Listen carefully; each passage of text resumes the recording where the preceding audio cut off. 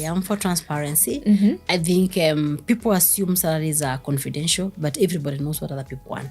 People discuss. Yes. So I tell people, instead of having to just open now an avenue for grapevine, let's make it as transparent as possible. And I'm not saying you tell people how much Jane earns, but there should be a guideline that we know all directors earn a minimum of this and then a maximum of this. And when you get to the capping, this is what happens. And there's a policy that clearly states when people are coming here, what is the minimum they can start? If they're above the minimum, what should they earn? And what benefits do we have in our benefits basket? And what is our pay philosophy? If it's a pay rise, how do we make those decisions? So that then it is very clear and people don't feel like they're being discriminated internally by the same policy of people that are supposed to be giving them, some level of equity.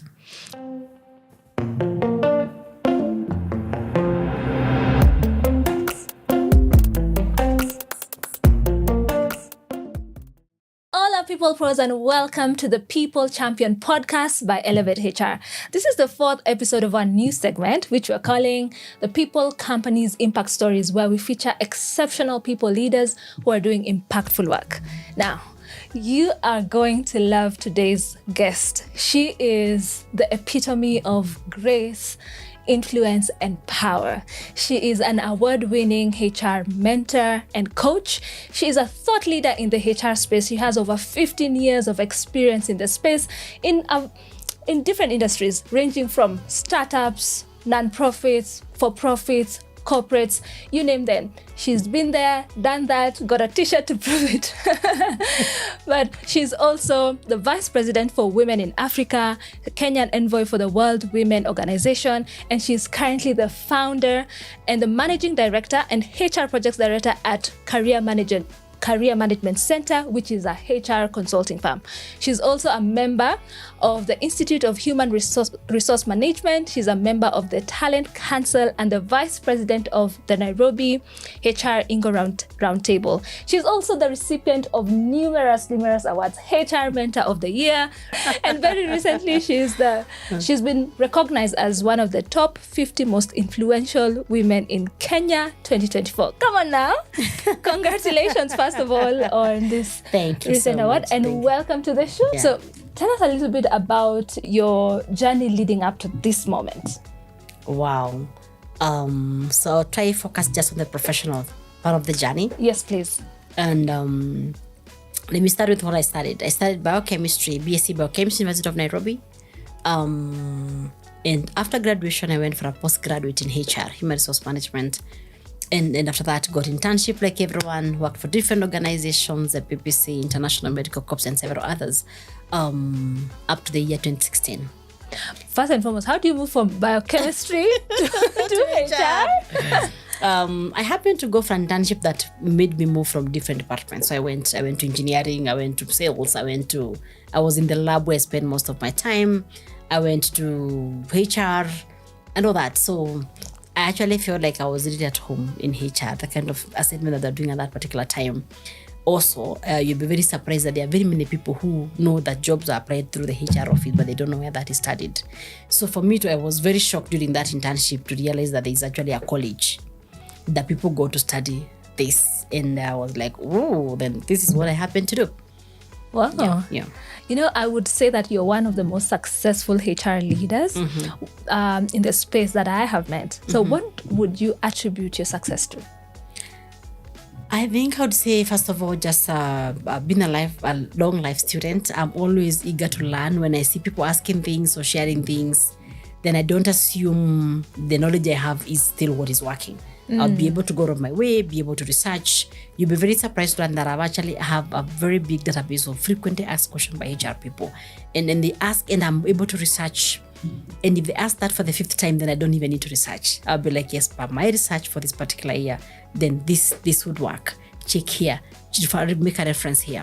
So I would say being able to be open to learning, being able to go out there and the liberated purpose to meet new people that are not just in HR, but the people that consume from the HR department. If it's a CEO's group, you'll find me in such conversations. If it's finance groups, you'll find me in such conversations. Why? I want to just understand, because they're the consumers of what the HR department, and in other groups. And most important, also being able to give back. when people ask about all those other things that they'll keep asking about, what is ABCD, what is happening here, I never shy away from sharing and just being able to give back and mentor and all that. I think as a result, you end up learning too much. Oh, wow. In the process, yeah. I love that aspect of, leading with value and the fact that you're a continuous learner. Beautiful. What would you say are some of the aspects of HR that you enjoy the most? I know you've been in the space for 15 years. What a long time. What do you enjoy the most? So HR has very many functions, like, Yes. And I'll start with what all of us call about the HR, the recruitment. So I enjoy recruitment. I really enjoy recruitment and how we do it at Career Management Center. If you want us to hire for you someone, I'll first have a conversation with you as a hiring manager to just understand what exactly are you looking for. I would never run with an advert. Really? Before I get to understand your mind as a hiring manager. Not the HR manager, the hiring. The person that will come and manage this particular person. After that, I'm able to just go to the market and be able to get at least 3-5 people that the manager will be like, oh my God, who do we pick? This was such a good shortlist. And I just love that. Why do I love that? Because also from recruitment, you get to meet so many job seekers. And as a career coach, I'm able to now be able to build very authentic, very original content that I can now swing and give to job seekers in terms of this is where I see most people nashing, this is where I visit. So I feel like recruitment cuts my both worlds as a career coach and as a HR person. So I love it. HR has many functions. We also have job evaluation, we have organizational planning, we have just aligning the people function on its own to be able to support the strategy. So if you look at that aspect of HR supporting the strategic plan of the organization, then you realize it's a beautiful circle that I can't even pick and tell you that it's this. Why do I say that? For instance, for companies that we support from a strategic HR perspective, I want to understand what is your strategic plan. Do you have the structure in terms of the people that will help you achieve this? Do you have the skills?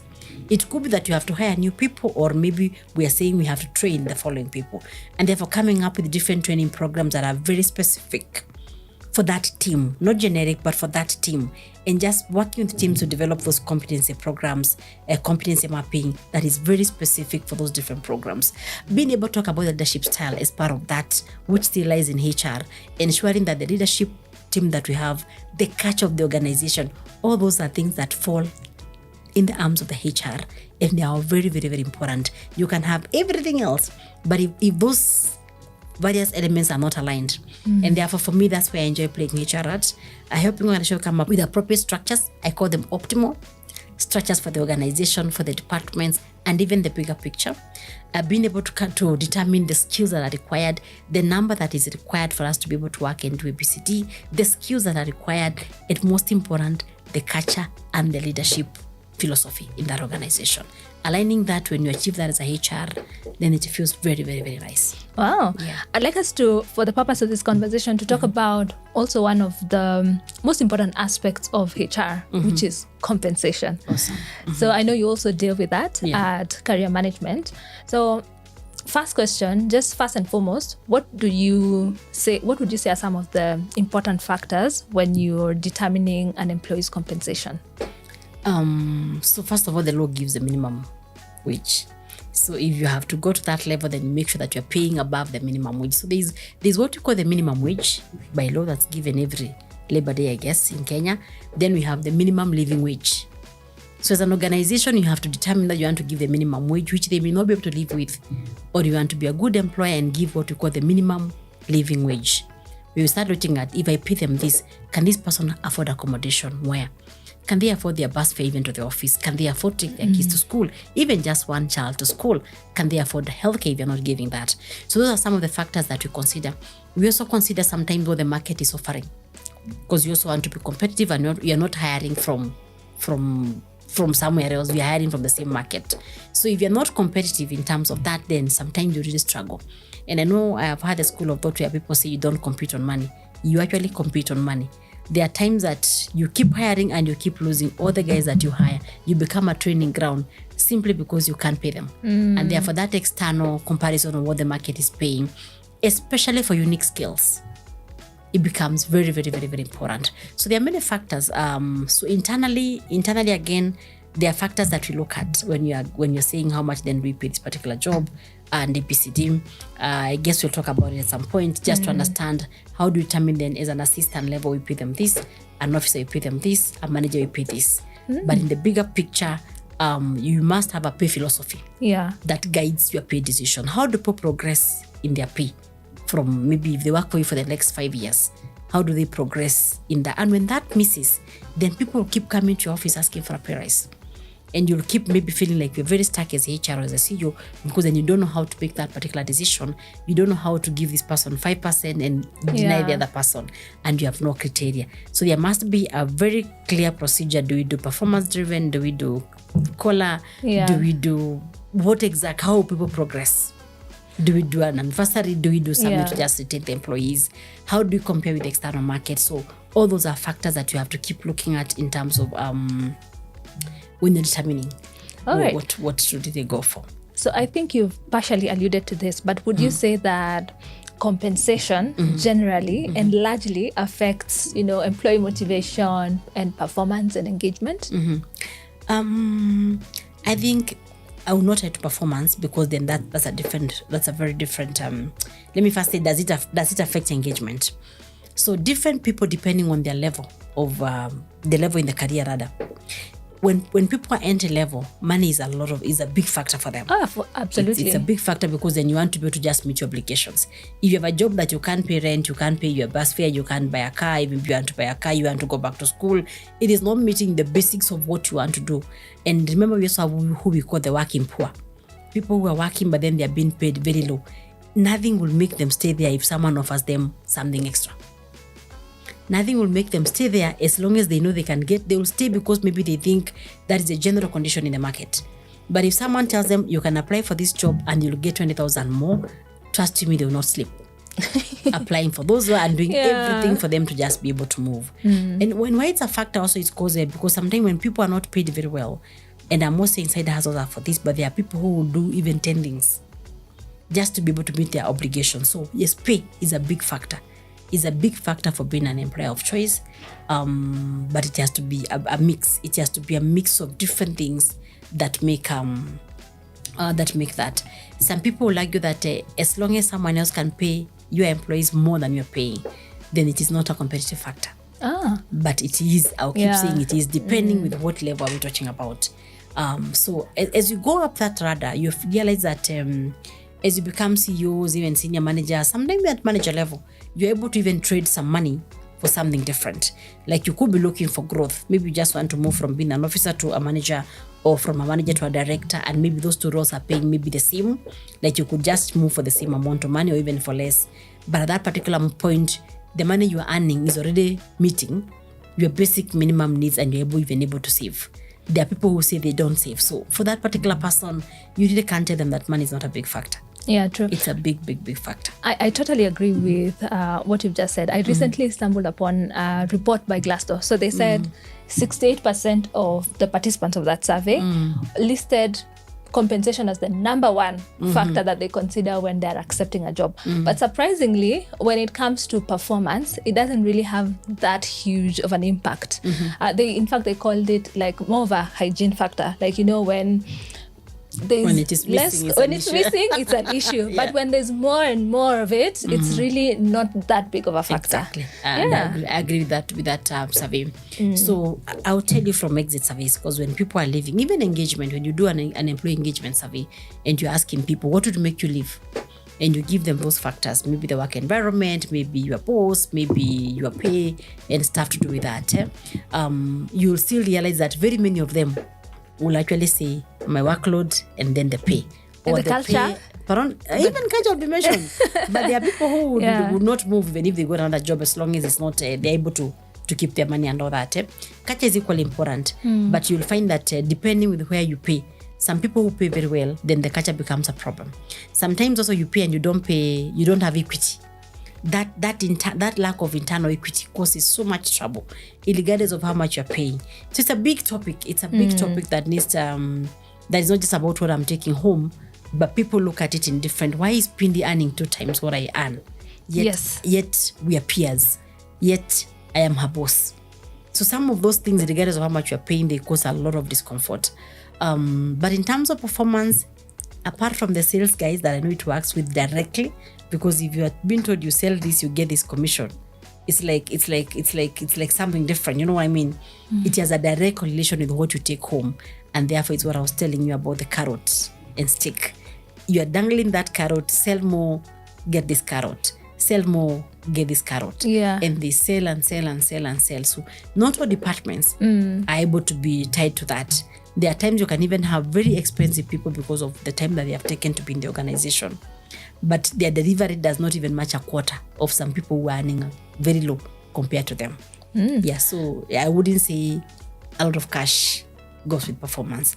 Performance is a factor of very many things. Okay. Yeah. Fair enough. I'd like us to double down on like a previous thought that you had, especially when it comes to benefits. What would you say are some non-monetary benefits that now employees are more keen on and that employers should integrate in their compensation packages? Awesome. I think it will depend from industry to industry. But some of the things that we have seen recently is something to do with like even flexible working hours. People nowadays, I can tell you for free, almost in all the interviews, someone will ask you, is this job remote? Is it a hybrid? So that has become a benefit. It has become the new way, and people are determining, do I want to go to the office every day? And they turn down, just because they do not want to be. That's a benefit that has come, and it's part of what people have to consider, that we are now able to deliver online. Can we have a hybrid? Because then when it is 100% remote, it has its own repercussions. So people just want to see, do we have a balance between that and ABCD? People have changed in terms of pension. People want their money today. They want to invest in things that can give them money. And if you start talking about pension of, you're giving me a 2-year contract job or a 6 months contract, and we're discussing pension that I have to keep moving after every 5 years with, what is the alternative? What is the alternative? We're talking about transport allowance for guys who are working from home. So what are the benefits we'll be talking about? Is it Wi-Fi allowance? Is it an home office allowance? There are so many things that the way the world has changed, so much has changed. So much has changed. What do you think of the 4-day work week? Do you think Kenyans are ready for it?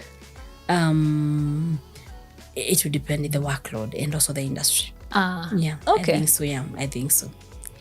But it can be pursued. I would imagine at one point people are working Monday to Monday.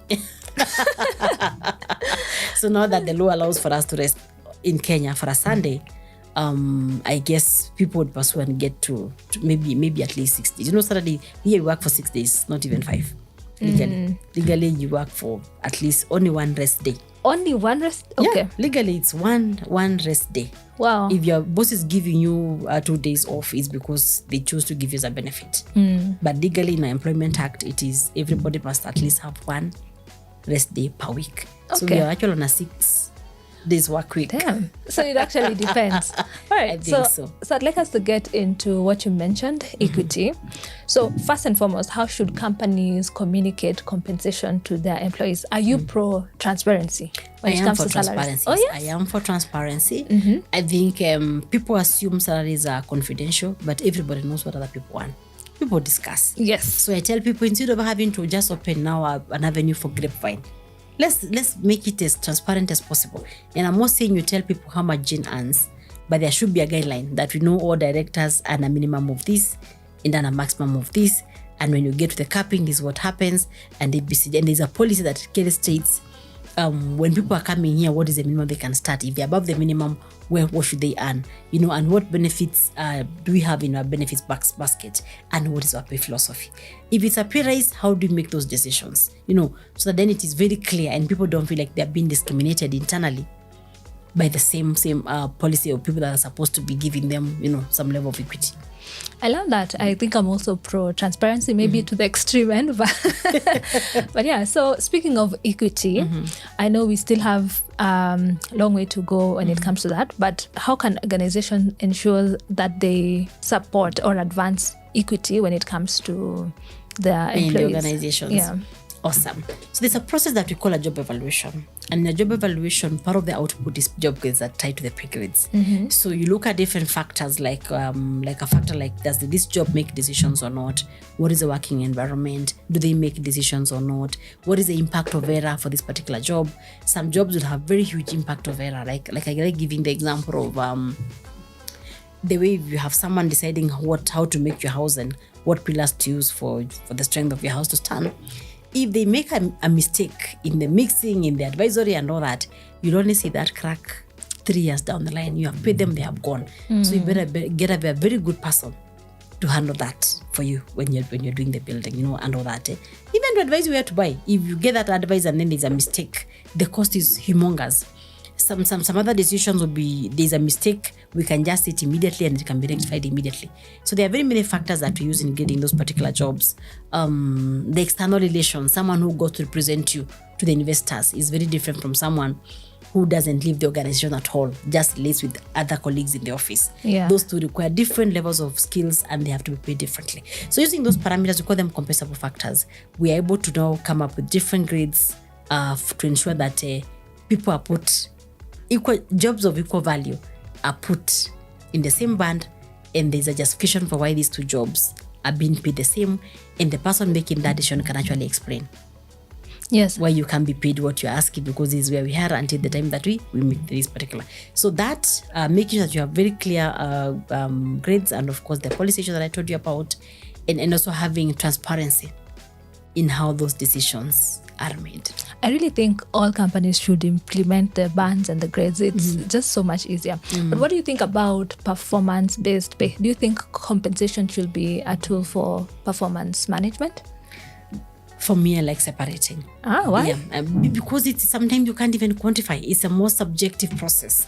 Part of why some people even hate that particular process is because if then I'm going to give you a pay raise based on that, and I can't measure, maybe like they were saying you moved 5 bricks from here to here, or you sold ABCD, because some jobs, they're not that, you will not be able to measure. You understand what I mean? Yeah. And there are many factors also in the performance. So I am not for combining compensation with pay. Apart from jobs, some jobs like the sales, whereby we're able to give people, you did ABCD, this. If we have to do that for other companies, I've seen us sharing the bonus. So everybody works. Oh, everybody, and then at the end, at the end of the the day, then we have a bonus that is put in a pot, and they see this is our net profit, and would want to share this with everybody in the business. But we must have made a profit in the business. They can go further if they're able to do that and see per department, how did you contribute, if it is doable. If it is doable, it's not an easy process. So most people who combine the two, it ends up becoming a weapon for destruction in the organization. I see how. People get back to each other, like if I'm your boss, just wait for their appraisal. That's unfortunate, actually. It happens a lot. You'll be surprised, yeah. Wow. And sometimes you just can't quantify why I'm getting a 4% and my colleague is getting 10%. Yeah. Okay, that makes sense. Yeah. So when companies are designing compensation and designing and implementing these compensation packages, what are some of the legal and ethical considerations that they should have in mind? The first one is provided for in the Kenya law, and I think even in the ILO conventions, is what I just said about the equal pay for equal work done. If two people are doing almost jobs of the same value, don't discriminate them. Don't discriminate them. Or you start giving people that decision based on other parameters like their gender, I don't know, their tribe, whatever that it is. So there should be no discrimination. And that's why it's very important for people to be able to have those bans as part of ensuring that we actually comply with that law of equal pay for equal value of jobs. Yeah. The other one is what I told you about the minimum wage. Don't pay people below that. And then also very important that you understand the different things that the government say, this one is a must, this one is ABCD, and maybe just answer one of the risks. Some laws will talk about housing allowance, transport allowance, ABCD, and most HR will tell you that the reason they give consolidated pay, if they're not going to break that down to a basic and this and this and this, they'll give you a consolidated pay because then it takes care of all that. Then we don't have to say, even what you're giving me as housing allowance, can't pay a house anywhere in this town, Yeah. And it caused a lot of trouble for very many people here. So I want us to actually now talk about payroll compliance. What would you say are some of the challenges that organizations face? I know you've also handled this area quite a bit. Ghost workers. Ghost workers? Yes. Why? Ghost workers is one of the biggest challenges where if you don't have controls, because again, if you're managing a payroll system, it's very important that you have internal control framework. Who prepares, who reviews, who approves. how do we ensure that, especially when you have a big workforce, then you're not paying people who already, and you have seen it a lot in the government also, even the private sector, where people are still being paid and they're even in the private sector. Yeah, because if internal controls fail, too bad. Yeah. Wow. Yeah, Okay. because then you'll find that someone is not even coming to work, but we haven't noted that they're not coming to work, and therefore they're still on the payroll, they're still being paid when you should have stopped that particular payment long time ago. So that is one of the riskiest things. The other thing is compliance. Are we remitting what we should be remitting? Are you up to date? Because again, all those things that you hear, the reductions, if you don't remit on time, there are penalties. So as an employer, you end up paying so much, and that's why I always encourage people to work with software providers for, like, even for payroll. Why? Most of them will even put the new laws that have come, if it's the housing, like whatever that is, they embed it in the system. So you do not even have to know. You can only ask them that I know this has changed. What has changed? But if you're doing payroll, very important that you actually stay with your attendance alert, just in case something changes. You don't complain. It becomes very, very, very expensive for you to comply. So sometimes also the deductions. You find that maybe you have employed an employee and you're treating them as a consultant, and therefore the deductions are not what you should be deducting and remitting to the organization. Sometimes people deduct and don't remit. All those things. That are some of the issues that we see in terms of compliance. And I love that you said that people should use software providers to address some of these challenges. And I think that is where companies like ours come to mind. Like Elevate HR, for instance, I think that's one of the things that we help people with to stay compliant. Those errors in payroll can be quite costly. Yeah. So I think at this point, I'd just like to say, if you're out there looking for a payroll partner, please, we are here, we're your plug, and you can also outsource your entire HR function to us. We'll be able to sort you out while you focus on your people. All right, so... And I can say I've used that particular software, and it's beautiful. Thank you so much. Yeah, all the functions that's able to do so. It's a software that I would also recommend. What should people be looking for when they're looking for payroll software? First of all, do you have access to your reports? Because a software payroll should be able to do for you some basics. Like when you run the report for the month, are you able to get the variance reports, the carry report, the statutory reports, the whatnot? Are you able to get pay slips and even mail them to the different people? What else can it hold for you? P9, all those things that should actually be able to be automated.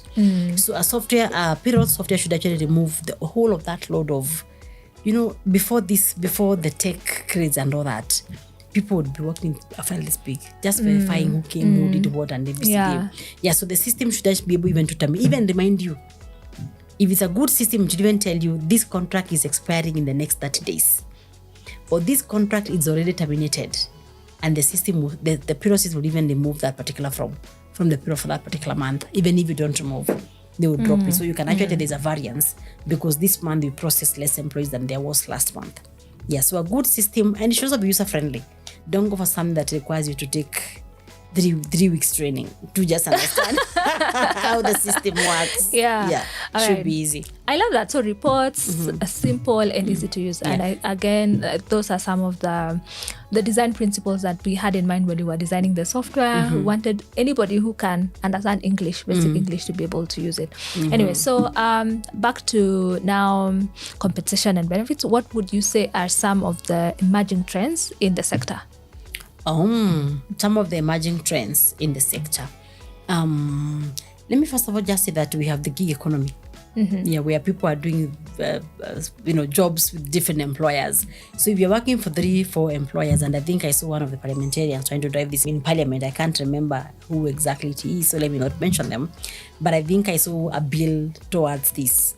We have people who are doing the gig economy. They're working 4 hours here, they're working 2 hours here, they're doing ABCD. Are they losing? Are they losing on their social protection? So we know people work. At some point, you have to stop watching an ABCD. We all know that employers keep pension and retirement benefits and stuff like that for people. There are benefits that normal employees get. So with this gig economy, where you're employing part-time people, they come, they deliver this for you, they move on to someone else, they deliver this for you. Either we empower them to know that they have to put some of their things in order as if they're their own employers, like a pension, like medical, like ABCD, all those things. Or we come up with a policy at the government level, not at the organizational level. We can do organization, but if the government does, then the impact is huge and everybody is protected. So I think that is one of the emerging trends that I keep hoping at some point the government will actually look at it and know that the world has changed. The world has changed in terms of how it is no longer the way you would go 8-2. It's true. Yeah, it's 8-9. Yeah. If you look at leave, it will be given to those of us who are going from Monday to December, January to December. Yeah. Then you're given 21. So if I'm not working there full time, at the same time I'm not a consultant maybe, then how do we address some of those things? So we have to start looking at, if this for sure, these are changes that are coming to the space, then how do we align so we don't use, just years provisions in this particular market and then people don't appreciate what you're saying you're giving them. Oh, wow. Yeah. That's actually an interesting take. So the last question, what leadership legacy do you want to leave behind? Wow.